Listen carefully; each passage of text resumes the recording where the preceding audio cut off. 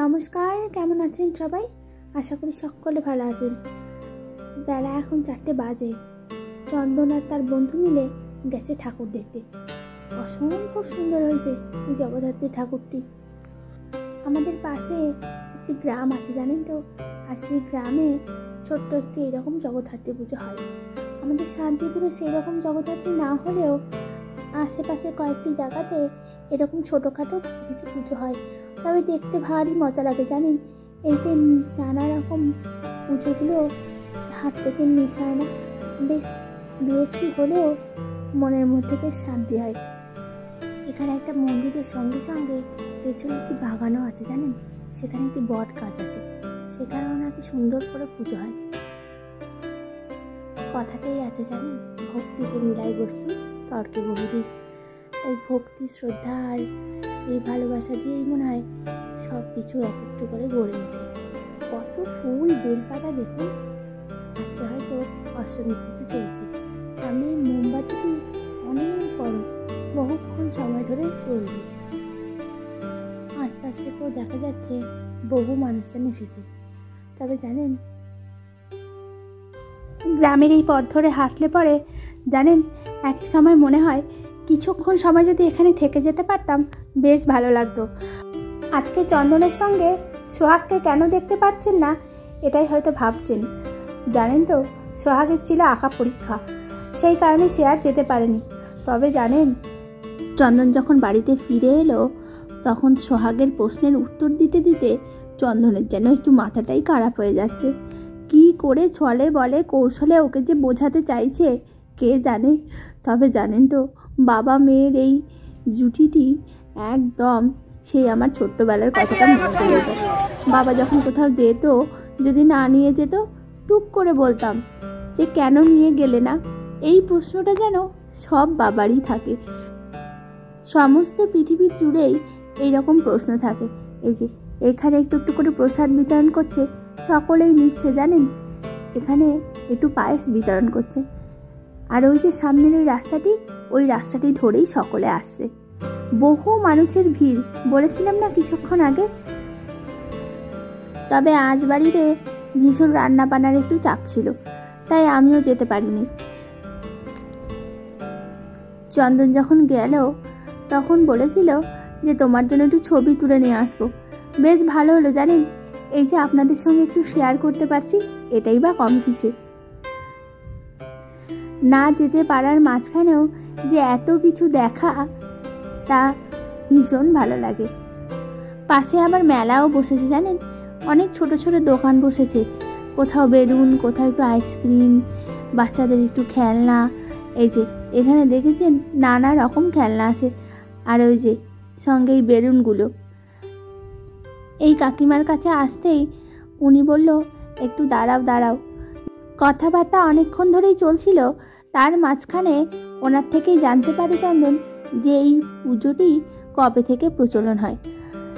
এই কাকিমাটির বাবাই নাকি এই ঠাকুরের প্রতিষ্ঠা করেছিল। তখন অত জাঁকজমকপূর্ণ পুজো হতো না, তবে আস্তে আস্তে যত দিন বয়ে চলেছে ঠিক তেমনই এই ঠাকুরেরও আস্তে আস্তে অনেক কিছু হয়েছে। ঘর হয়েছে, মূর্তি পুজো হয়েছে। আগেই বলছিল যে ঘট পুজো হয়, তো তখন তো বহুদিন আগেকার কথা। সেই সব কথা চন্দনের সঙ্গে তুলে ধরছিল। পুরনো সব স্মৃতিগুলো যেন ওনার একটু একটু করে মনে পড়ছিল। হ্যাঁ, সত্যি তাই। সন্তানের কাছে বাবা মার এই স্মৃতিগুলো যেন একদম অন্য একটি জায়গায় তোলা থাকে। কখনো সেই স্মৃতিগুলো মুছে যায় না জানেন। তবে জানেন, ওনার বাবার কথা বলতেই ওনার চোখ মুখে যেন একটু অন্যরকম আনন্দ চলে এসেছে। আর এত কথার মাঝখানে জানেন, এই যে পায়েসটি রান্না করছে, এটি নাকি ঠাকুরকে দেওয়া হবে। কত দেশেই কত প্রথা, কত রীতিনীতি, সব কিছুর সঙ্গে যেন আমরা নিজেদের মিল খুঁজে পাই। চন্দনকে দেখে সেই পুরনো সব কিছু যেন একটু একটু করে উনি তুলে ধরছে।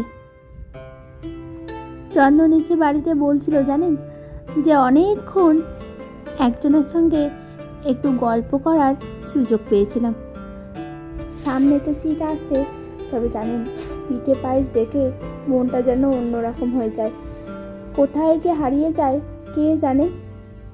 তবে পিঠে পায়েসের দিনগুলো আসলে পরে মনটা ভারী শান্তি লাগে, শুধুই যেন মনটা ওই পিঠে পায়েসের দিকেই টানতে থাকে।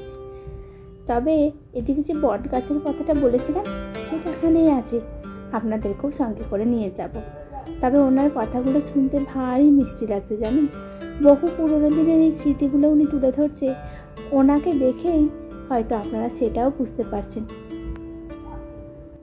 বারবার করে উনি ওনার বাবার কথাই বলে চলেছে যে কীভাবে এই মন্দিরটি তৈরি হয়েছে, কত দিন আগে তৈরি হয়েছে, কীভাবে পুজো শুরু হয়েছে, নানা রকম সেই সব কথাই আমাদের সঙ্গে তুলে ধরছে। কাকিমার কথাগুলো শুনতে শুনতে চন্দনেরও একটিবার তার নিজের বাবার কথা মনে পড়ে গেল।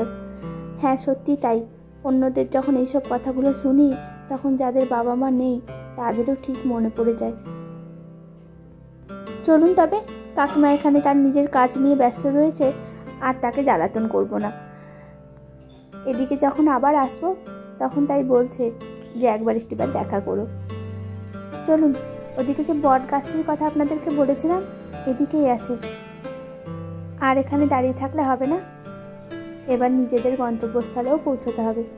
তবে সেখানে বলছি গাছটিকে ভালো করে পুজো করা হচ্ছে। এই যে চলে এসেছি।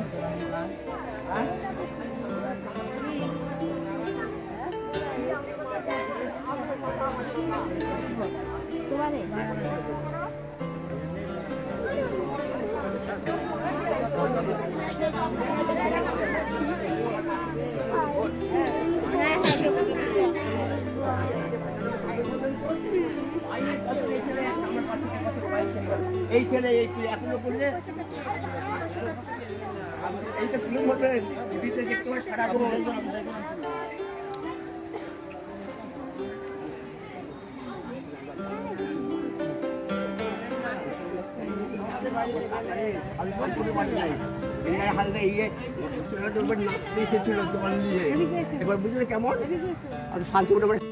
চলুন তাহলে আজ এখানেই শেষ করলাম, আবার দেখা হবে নতুন একটি ভিডিওতে। ততক্ষণ ভালো থাকবেন, সুস্থ থাকবেন, আর সকলকে ভালো রাখবেন। আর অবশ্যই কমেন্ট করে জানাবেন কেমন লাগলো এই ব্লগটি।